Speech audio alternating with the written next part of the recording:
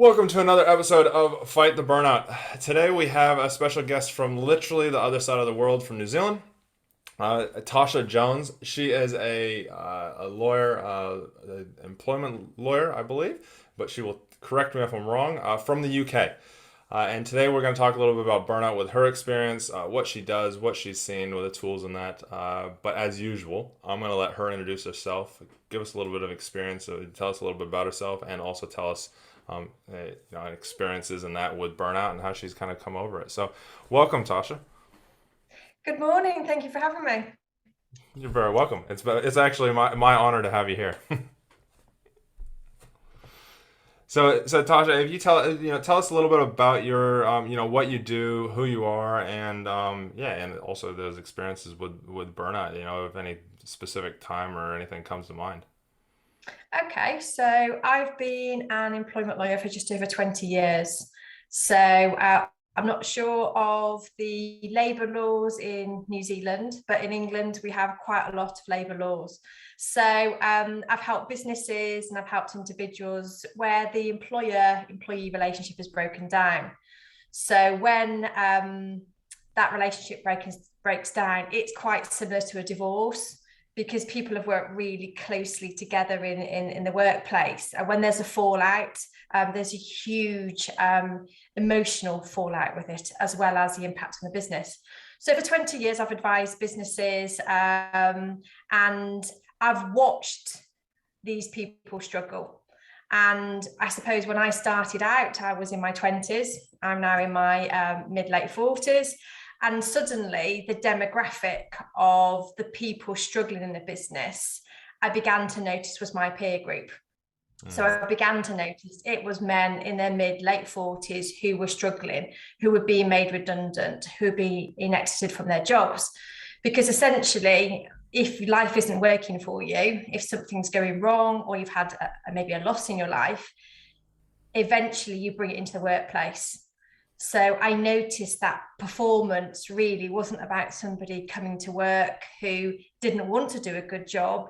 It was somebody who actually was in such a difficult place in life. They were just not functioning in the workplace. And therefore, the employer was saying, this person's failing. I want them out of the team. So that's what I've observed over 20 years. Wow. Yeah. So as a lawyer, when somebody comes to you and you see that, what's kind of the process that you go through? So the lawyer bit is basically either protecting the business from the law so they don't get sued, or from the employee's point of view is protecting the employee so that they leave the business effectively with a package which they can go on to start again. So that's the legal bit. But what had happened is over the years, I'd realised I wasn't a normal lawyer. I call myself a highly unusual lawyer because I'd have chats with my clients that maybe I call them side chats because I'd be saying, are you looking after yourself? Try this, try that. And clients who had been exited would come back 6, 12 months later and said, look, Natasha, you did a great job as a lawyer, but do you realize those chats that we had, all that time that you gave me, not talking about the law, really, really helped me. And most of them, nearly all of them, went on to do better things and end up in a better place. But at the time, I could see a human being struggling, and I offered, I suppose, my compassion, I offered my help, but in a non-legal sense, running alongside the legal case, really. And because these men had come to ask for advice to me as a lawyer, I was a trusted advisor.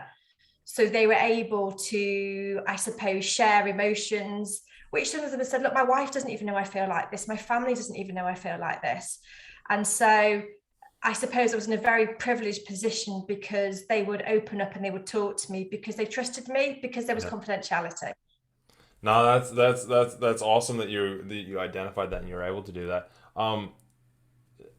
When you really think about that, because that is very similar to they're burning out in a way. is what I'm hearing. They're burning out because of something that's happened that's then flicked them over that fence or over the wall. So what are the key things that you identify with, that you can that you identify in these people or in these cases, with these, and then have those chats? What are the key things that you normally, the most common things that you constantly are seeing?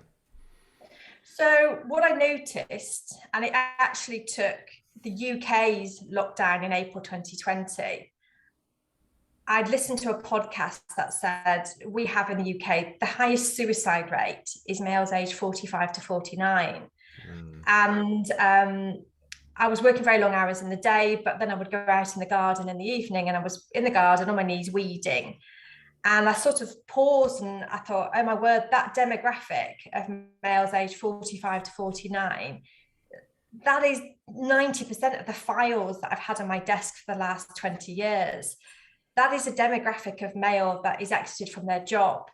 And so what I had noticed is that there were patterns in their lifestyle, that they'd either had a loss in their life, they were on a hamster wheel, they were just running as fast as they could, and they were never pausing to stop and think, because they actually didn't dare to stop and pause and think, because they were so fearful of what would come to the surface. And therefore they were pushing the body to the extreme. And my view is if you push the human body, you get tension, and eventually it'll just snap. And so that's what I perceive burnout to be: the body snapping because it's been pushed. Yeah, no, I totally agree with, I can resonate with that one. My background is law enforcement, and I left because of burnout because I snapped. Okay. And so I can relate to that, and I identified it probably just before I snapped, so I didn't completely snap and do anything stupid or anything like that and get fired or anything. But yeah, I can totally relate to that. So what are the key things that you do, like when you're working with these people, or are you working with people besides in the cases, or do you just have these side chats? Yeah, so I had sort of, by noticing the patterns, I really had put together a self-care program. Yeah. And what I do know for certain is that middle-aged men don't like middle-aged women telling them what to do. And so the self-care program was very much a gentle invitation to change some of those patterns that they had fallen into, to try to I suppose if you compare it to a car, basically. So we've got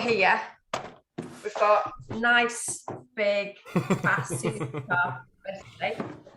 But most of these people, so you may not be familiar with in New Zealand, but in the UK, we had a comedy show, and this guy, Del Boy Trotter, would drive a spluttering, wobbling three-wheeler car that permanently broke down. Yeah. And so my view is that the human body, if you fine tune it, if you run it like a supercar, if you give it the right fuel, you maintain it, you give it rest effectively, then the mind can function in a positive, to a high level. But if the car isn't getting the right fuel, if it's wobbling, if it's stuttering and it conks out, the mind doesn't, if the body isn't functioning properly, the mind doesn't stand a chance. And so a lot of these guys, because they were in such a dark place, self-care had fallen out the window. Therefore, their eating habits, they weren't moving the body, they weren't getting enough sleep, they were suffering from insomnia, basically. So if the body doesn't get what it needs, then the mind can't flourish either. Sorry about this. I just need to plug in my device. That's okay. For some reason. There we go. It's in.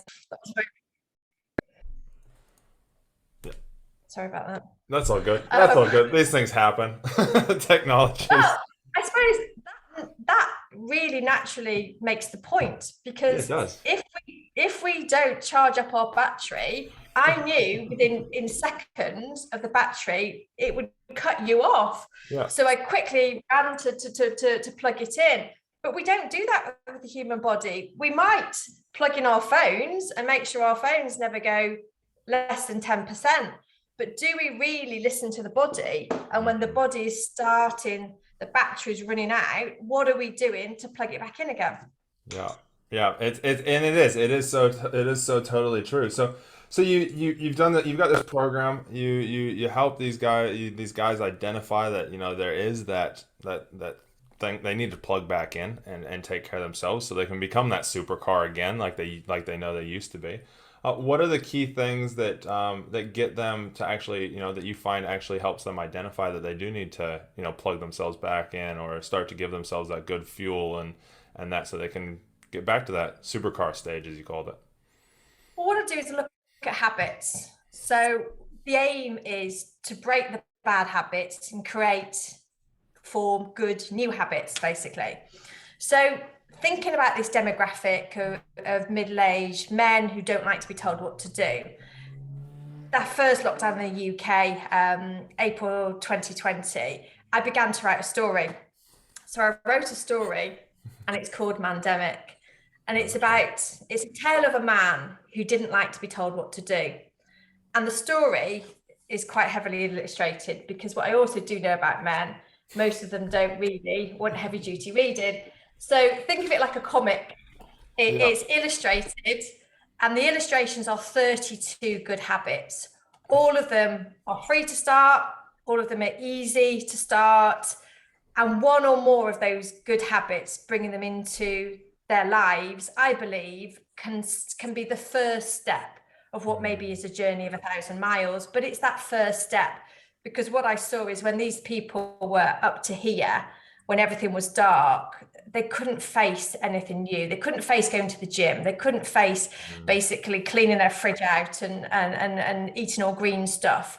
So the gentle invitation is one little step every day. But as you run the car a bit better, you put in slightly better fuel, you start to move it a little. So one of the early habits is to go out for a walk first thing in the morning for 20 minutes, because 20 minutes walking lifts endorphins for 8 hours.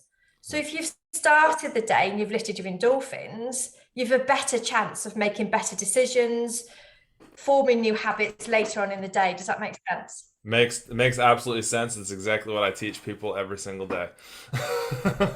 It's exactly what I say to people all the time. You got to look after you, number one, because if you don't look after you, how are you going to turn up and look after anybody else? How are you going to actually perform well at work? How are you going to be there for your relationship? How are you going to be there for, your kids, your dog, your anything, let alone work, so yeah, no, I totally get that. That is awesome. And so you've got the 32 habits. You got the book, The Mandemic, which we'll talk some more about. Is there so they go through the book, and then what's the step after that? So what I hope is by reading the short story, it's a very small book, doesn't take long to read. After reading it, the person thinks, okay, maybe I can drink more water. So 2 liters of water a day. Dehydration gives you headaches, your energy levels fall. Therefore, if you start to drink 2 liters of water a day, or start with one water bottle first thing in the morning and carry it around with you, then it lifts the energy again.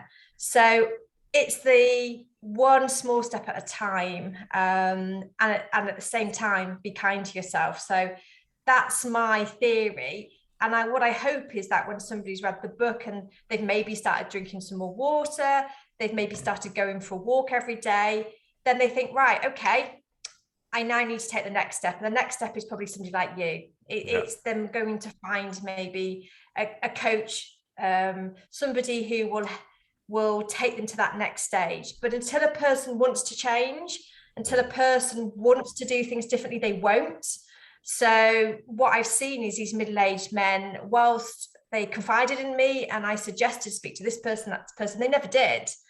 So I realized we've got to go back down to basics, because they're not going to have the enthusiasm and the motivation to go to that next stage, to either join a gym, get a PT, get a coach, basically, until they start to change something.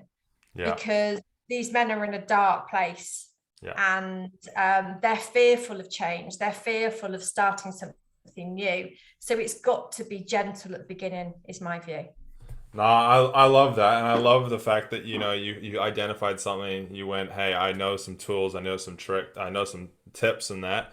Let's write a book. Let's get it out there, and then you start to help hope that they go and they do more and more. I remember, my story was for yourself, which I don't know if you're familiar with, but anybody new listening at the moment. Is that my background was law enforcement for 7 years. I burned out actually quite early in it after I had a female partner of mine get assaulted, and I just started to go spiral downhill. And then I got a little bit of help, but my wife was going, "What's wrong?" All these different things. Let's talk to counselors. I'm a talker, as you can tell. I like to talk. I'm a very open person, but I wasn't back then. I did not do this kind of stuff. I would go to parties and I would sit in the corner and not want to say a thing because I didn't want people to know what I did, who I was, or any of that, and I was shut down. So I can totally relate to all of that. In the very end, it was I didn't want to talk about anything. I didn't want to even converse with people. I wanted to just sit at home and do nothing. And so because I was burned out, I was completely burned out from PTSD from the trauma that I'd seen and dealt with. And so yeah, I love the fact that you've done something that has all these little tiny tips and tricks. So if you're listening, go out and get the book Mandemic, so you can learn those if you are resonating with it, or you have somebody that that's resonating, because it is very key. We'll put some links in the description down below and that on that. What are some of the top ones out of your book that you find are the most impactful? I know you said water. I know you said the walk. Are there any other top ones that you would recommend for somebody who's, say, listening to this and going, oh, actually, hey, wait a second, I actually feel that kind of way. What are the key, the top, maybe the top five key ones that you would recommend? Okay, I think probably another one is get out in nature.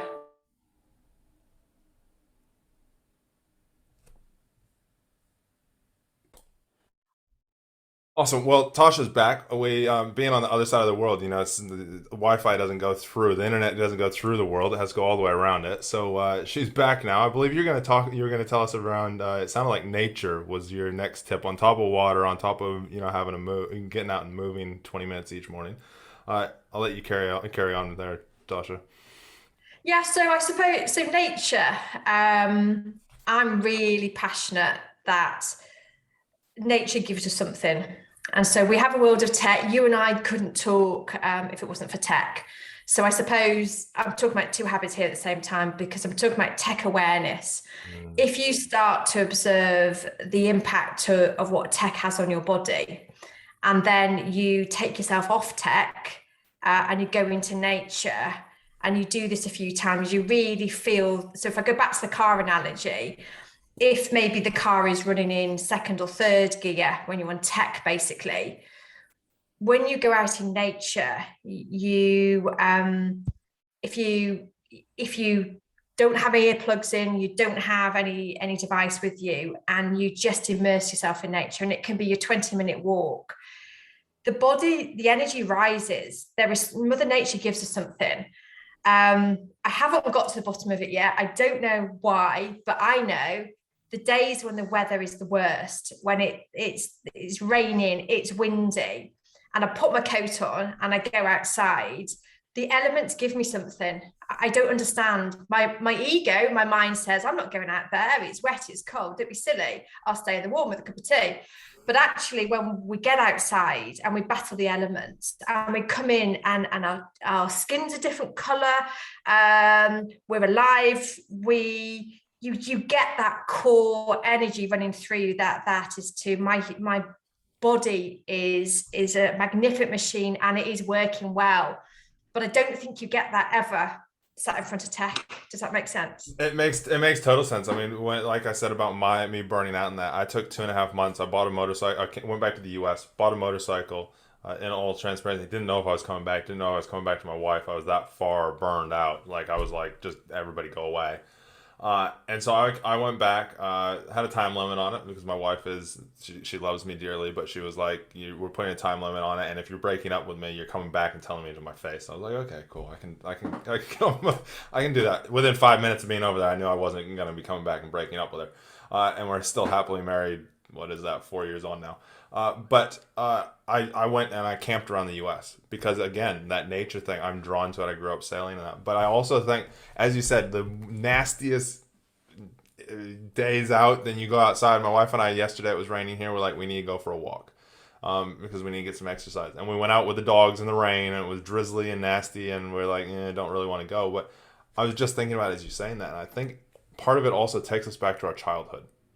It takes us back when we were kids and we had no concerns, no nothing. And what was the most fun? Stomping in a puddle, or Yeah. or digging in the dirt, and as we some kids do, and I think I was one of them, eat worms. And do the get into nature, and it lights you back up. That's so that yeah, I love that. I love that. What's another one? So another one, which I'm thinking you're probably quite tall, are you? How tall are you? 6'6". Yeah,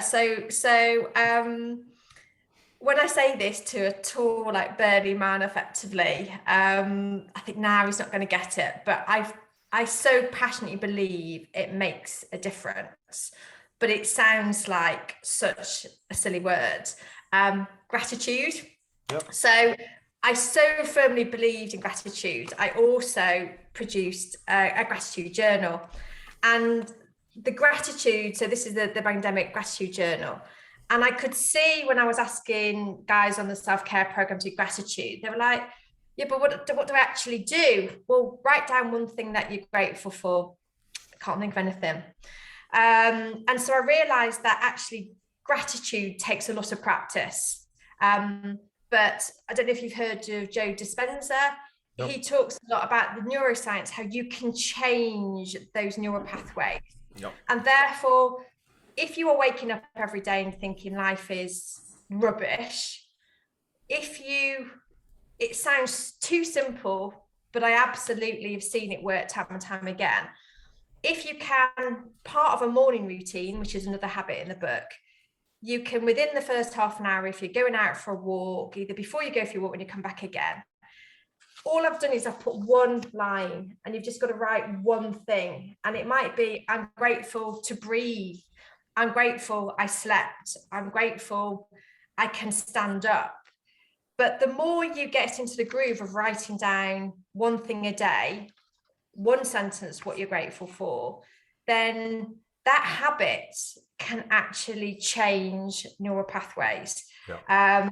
But it's a lot of people dispel it. The ego doesn't like it. The ego doesn't want to talk about what it's grateful for. The ego wants to talk about fear and failure and the past and what you've done wrong. So it doesn't want to say, hey, now, what am I grateful for, basically?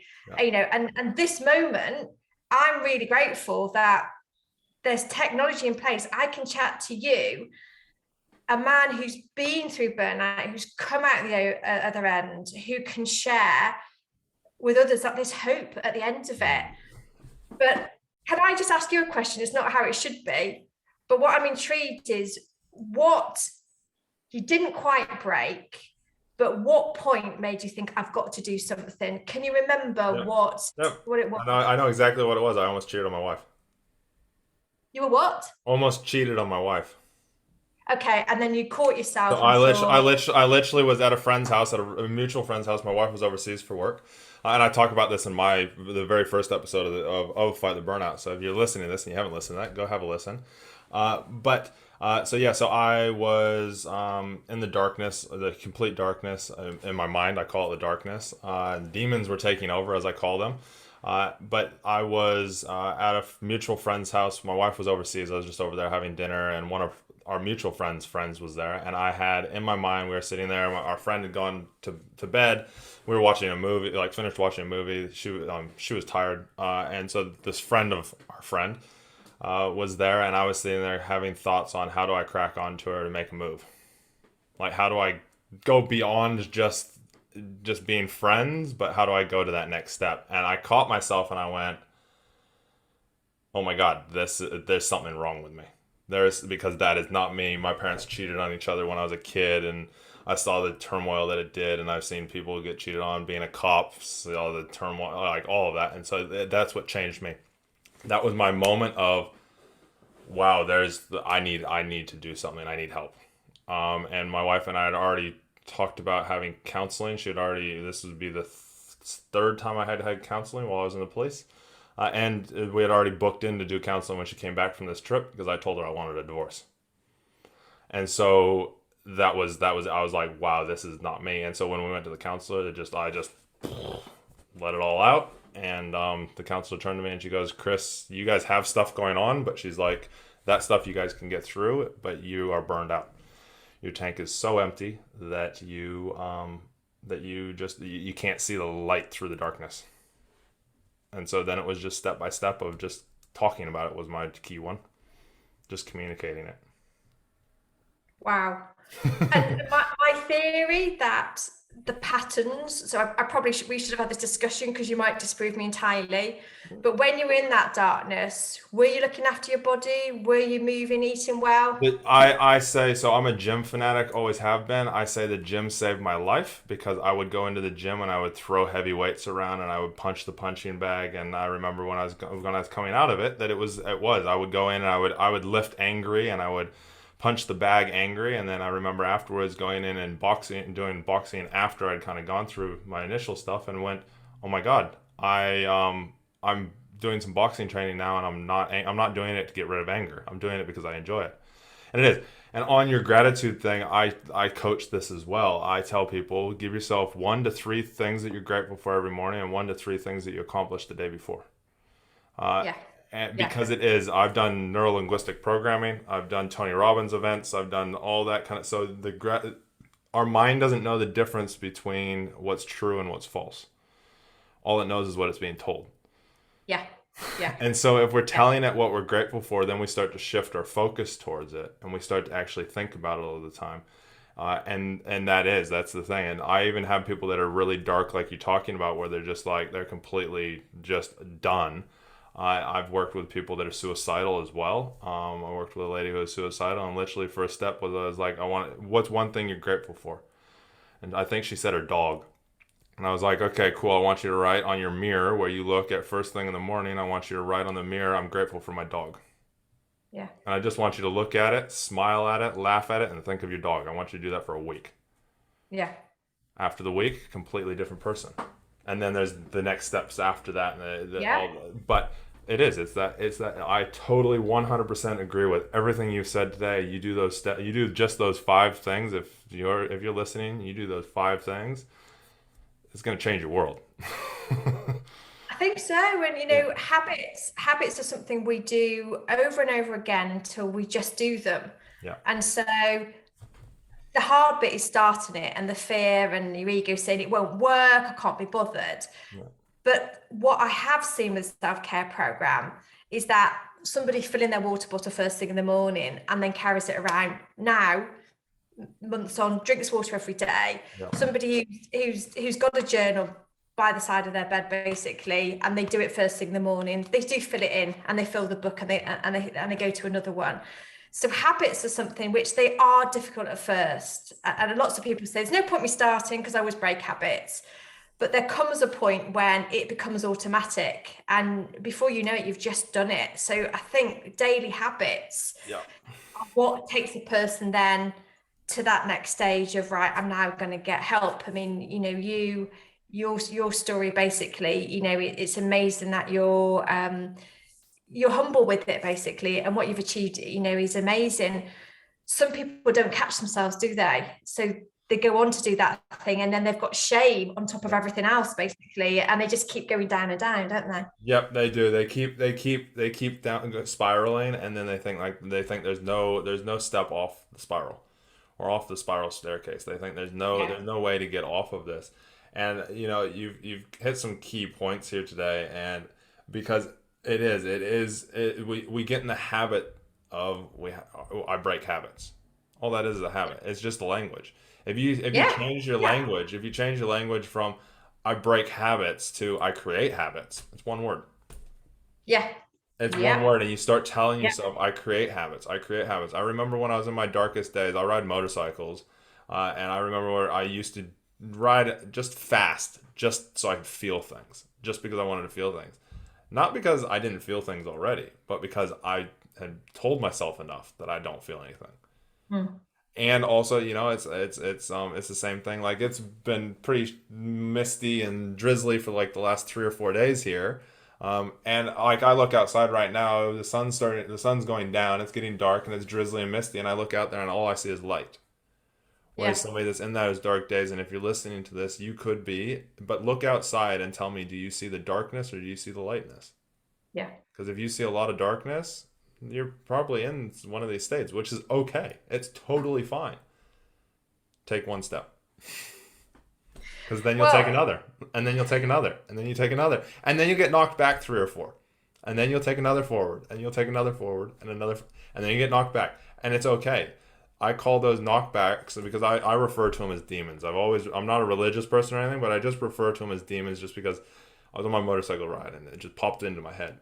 It was a little demon sitting on my shoulder, telling me all these negative things. My counselor called it a light wolf and a dark wolf. And my thing was it's a little demon. And so I was like, okay, I need to create a door. So my business actually, my company is called Knocking Demon.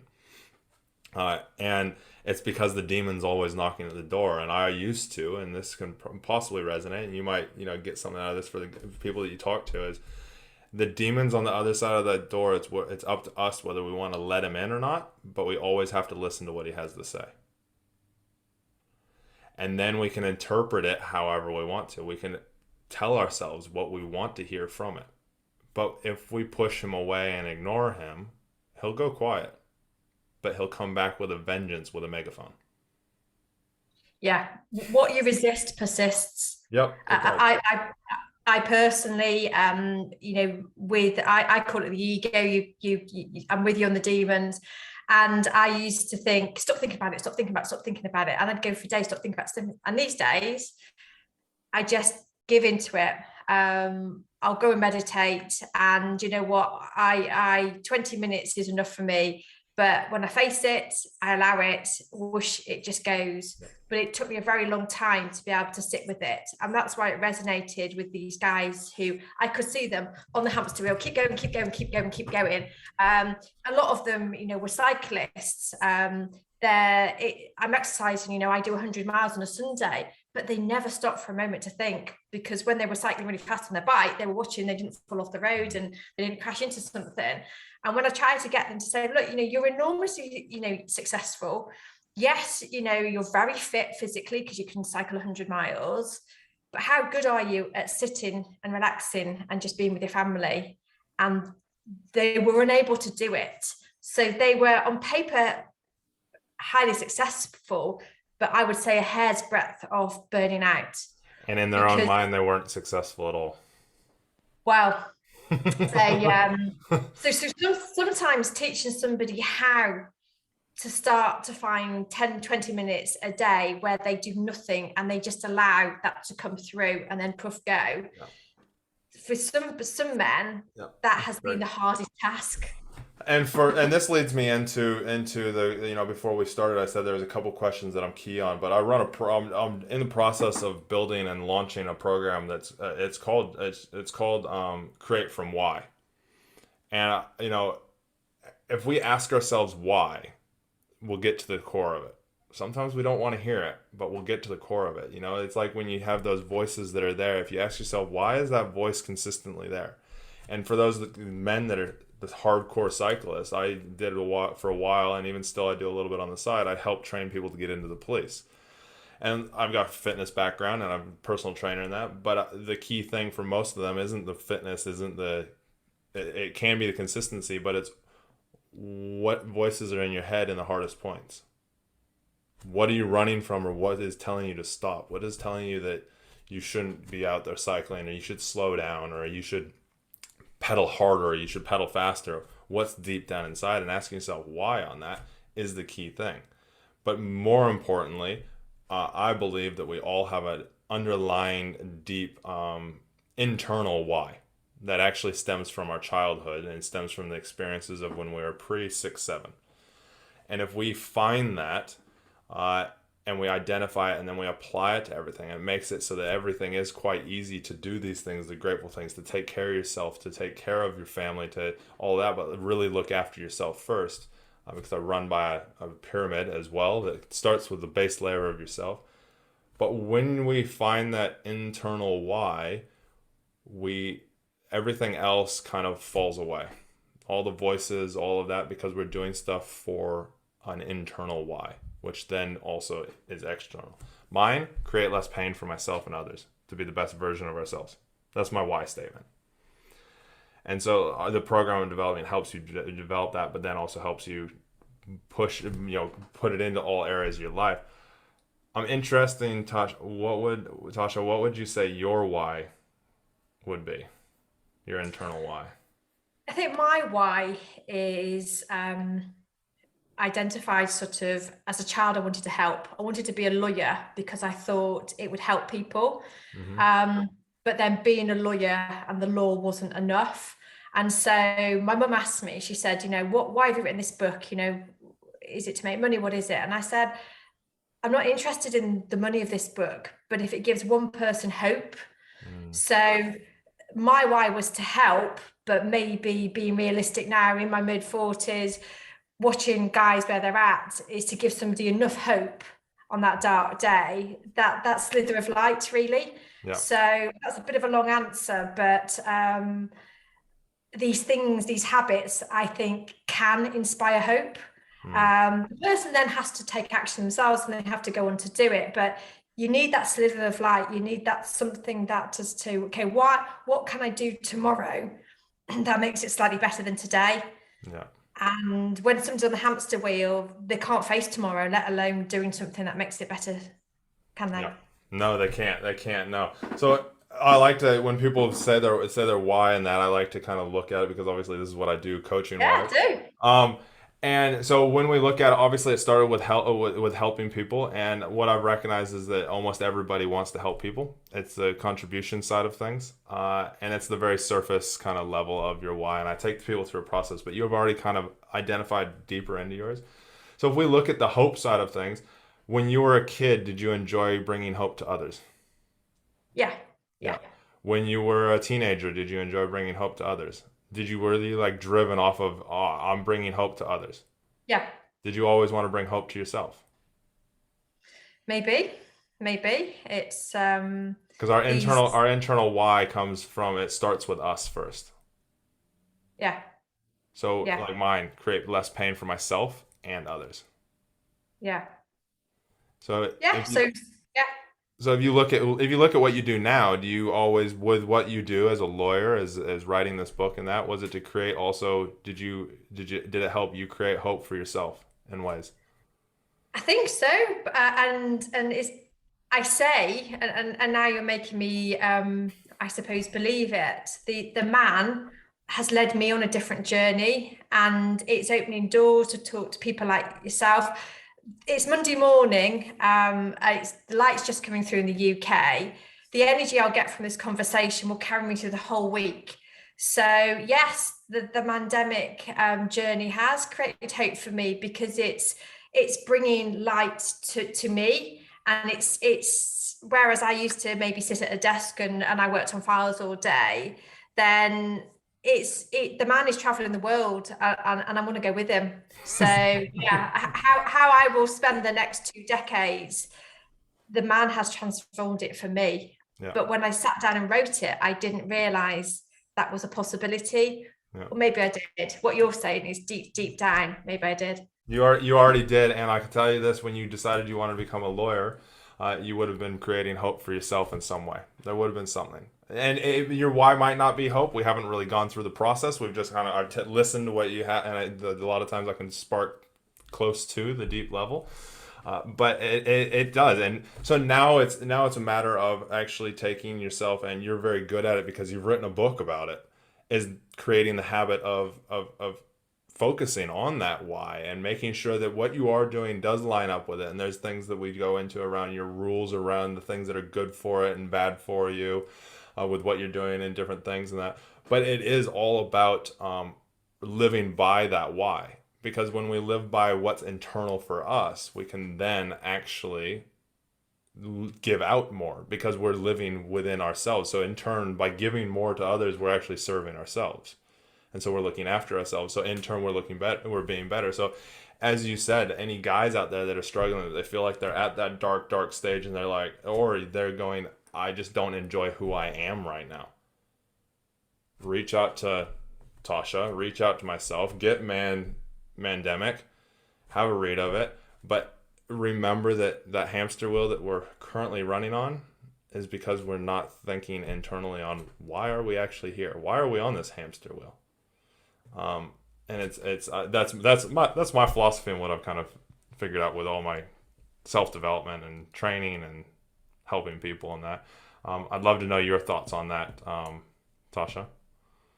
Yeah, I mean, I'm now thinking, oh, I really want to have like a one-to-one chat with you. Basically, I want to explore this whole hope thing. Yeah, I mean, yeah, I absolutely agree with you. We're from opposite ends of the world. You're male, I'm female, and yeah, I agree with everything you've said. Really, we've got one life. We've only got one bite at the cherry. But if you do what you've always done, you'll get what you've always got. So if what you're getting isn't love in life, then don't do what you've always done. Yeah, that is the one. That is definitely key. So Tasha, if somebody wants to get in touch with you or they want to get their hands on Mandemic, how do they go about either one of those? Okay, Mandemic is on Amazon. So Mandemic, they were like the word pandemic with an M in front of it. Mandemic is on Amazon by Natasha Jones. I'm on LinkedIn, Natasha Jones. Instagram at Mandemic, Cool. at Mandemic Book on Instagram. And my website's www.effectivelaw.co.uk, where I apply all sorts of laws in order to take somebody onto that next step. Cool. Well, we'll put all those links down below in the description of either YouTube or whatever platform you're listening to this on, so that you can click on those. And you can have a look at it, do a little bit more research on it, but also reach out to Tasha if you so desire and ask her questions about it. She's got lots of insights. If you're in the UK and you need an employment lawyer, reach out to her as well. I'm sure she can help out. I don't think on this side of the world or in the US it will help as much, but I'm sure she'll do what she can, or she might have contacts. Last question I have for you, Tasha, is what's your top tip to self happiness? Top tip to self happiness. I think probably going back to what I've just said, do what you've always done, get what you've always got. So do something slightly different today that you did yesterday, and tomorrow will be different. No, that's awesome. That's awesome. Well, it's been amazing having you on the show and on the podcast, Tasha. Any last words for listeners and viewers?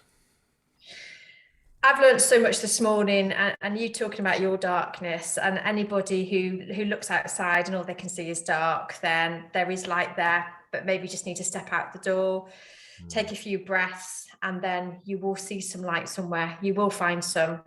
So have hope that you will, and I promise you that you will find some. No, that's amazing. That's amazing. Well, thank you, Tasha, again. Remember, everybody, as we always say here at Fight the Burnout, we always say take one thing from this. I don't want you to take everything. I don't want you to, go, oh, I've got to implement all this stuff, because that's just going to overwhelm you. Take that one thing and take that one small step for mankind, as Neil Armstrong said, off that hamster wheel, because you'll love it. You'll look back in a year's time and you'll be like, holy cow, actually I've taken about 1,000,000 steps off that hamster wheel. But just take that one step for now and reach out to either Tasha or myself. You can email us at fighttheburnouttpodcast@gmail.com, and we'd be happy to do whatever we can to help out, talk to you about it, get you in touch with anybody that we need to, or help you ourselves. But till next time, thank you again, everybody, for listening. Make sure you like and subscribe, and do all those fun things so that we can keep giving you content. And yeah, till next time, we love you, and take care of yourselves.